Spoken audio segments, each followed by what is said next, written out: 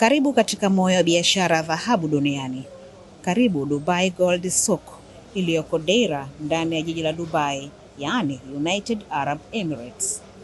Hili ni soko la kawaida, ni historia na urithi na ni fahari ya Dubai kama City of Gold.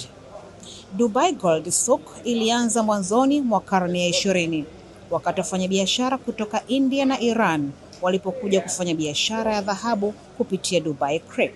Kwa miaka mingi, soko hili limekuwa kutoka maduka machache hadi zaidi ya maduka 300 yanayouza dhahabu pamoja na almasi na vito vya thamani. Kinachovutia zaidi ni bei zake kuwa rafiki ukilinganisha na nchi nyingi duniani. Hii ni kutokana na kodi ndogo na mfumo imara wa biashara uliowekwa na serikali ya Dubai. Kila upande wa dhahabu hapa hupimwa kwa umakini kikihakikishwa ubora wake.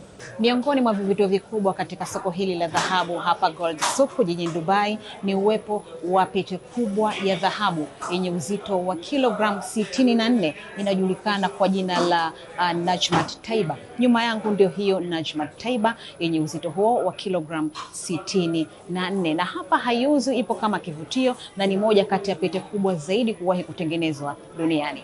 Haya ndio maajabu na vivutio katika soko hili la Gold Souk. Leo Dubai Gold Souk sio tu soko, ni kivutio cha utalii na alama ya mafanikio ya kiuchumi.